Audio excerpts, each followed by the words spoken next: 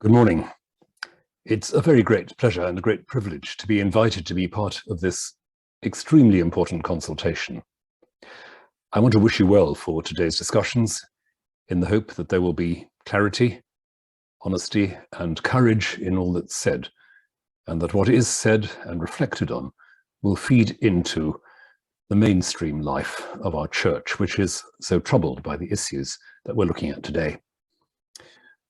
I just wanted, by way of introduction, to say one or two things very briefly about aspects of the problem we're looking at. I want to think for a moment about two aspects of a culture of bullying, which tell us something about how we understand power and how we understand humanity in our church and indeed in our wider society. And the first point to consider is the way in which a culture of bullying suggests a fundamental breakdown of trust.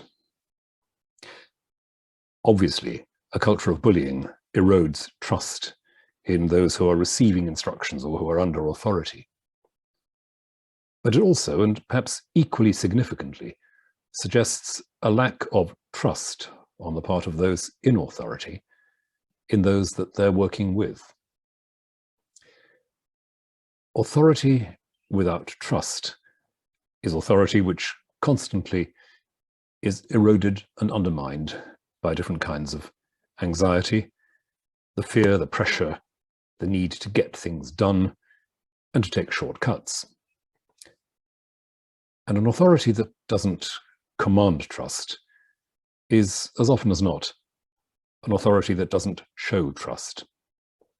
That is, which doesn't reckon with the capacity, as I sometimes like to put it, the density, the interiority of other persons around. It doesn't trust the insight, the intuition, and the resource of other people. And so we get into the vicious spiral that characterizes cultures of bullying. People are not trusted to make judgments and not trusted indeed to report on their own feelings and their own agenda. They're not trusted.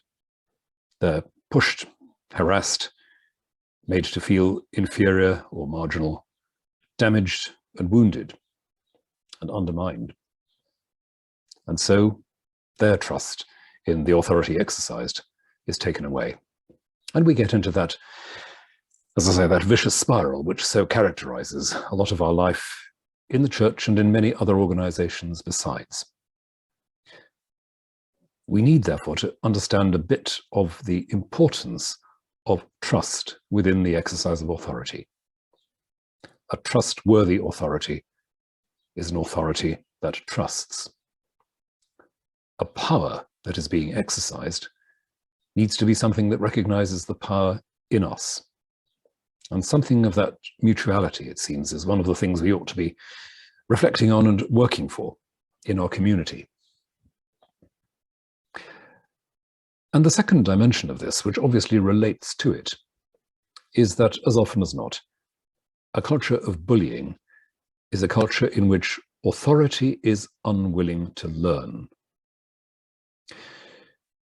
Effective, credible, trustworthy authority is an authority that shows its willingness to change, to be opened up, to be challenged, to discover, not simply to push its own agenda.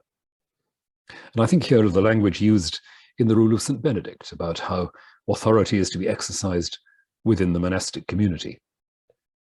A great deal there is asked of the monastic superior, in that they're expected to know what can be asked of people and how it can be asked. There's a right of challenge and questioning built in. There's an assumption that the superior will be learning day by day and year by year how people may be asked to do things, how cooperative work will actually be possible. And all of that, of course, is within the context of a shared discipline in which, so St. Benedict hopes, everybody is learning about God in the process of learning about one another, and of course, not incidentally, about themselves too. So that's one place to start in thinking about how we reflect on and how we confront cultures of bullying. To look at the question in terms of what credible authority looks like, on the assumption that a credible authority is one that is willing to learn, that doesn't suppose that it is always in a teaching position. And of course, the paradox that most of us are fairly familiar with is that if authority shows itself willing to learn, it can actually be believed more readily, trusted more fully, when it sets out to teach or to shape or guide. Well, if we think, as we obviously do, that there is a major problem within our church communities at the moment around this issue of bullying, then that suggests there are a couple of real deficits in our church life. It's as if the church is not building people who understand trust in themselves, in God, in one another. A trust which is able to resist all those pressures to shortcuts, quick solutions, and the bodies on the ground that result from shortcuts and quick solutions.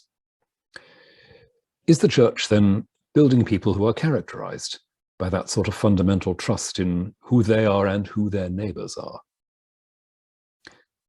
And then, is the church proving itself to be an effective learning community? A community in which people are willing to challenge their ways of working, challenge the way their goals are set out, as well as the goals themselves. And most importantly of all, to learn the idioms, the rhythms, the language, the habits, the skills and the weaknesses of those around them. Learning someone else's language in a community is a prerequisite of any kind of exercise of responsibility or authority. How good are we in modeling and in shaping a true learning community? Is our church really a learning church? And of course, that's why issues around bullying are not just, though they are very significantly, issues about clericalism and clerical power. There's something to do with a whole spectrum of concerns and very often failures and dysfunctions in how we think about decision-making and the exercise of responsibility. The subject of this consultation is then really, at the end of the day, how we approach communal, shared formation, the common acceptance of responsibility for growing together. If we trust what the New Testament has to say, then one of the things that the church is most deeply about is how we make ourselves grow and make one another grow more fully into the measure of the stature of the fullness of Christ, as we read in Ephesians. How do we make room, both for ourselves and for our neighbors, to become more deeply the particular images of Jesus Christ that each one of us has it in us to be? And that certainly has everything to do with trust and with learning. And formation in the church is about recognizing the things which get in the way of that, the ways in which we fail to trust ourselves as well as others, ultimately the things that stand in the way of trusting God. Really, it comes down to some questions about what we think about human beings, our anthropology in the technical term.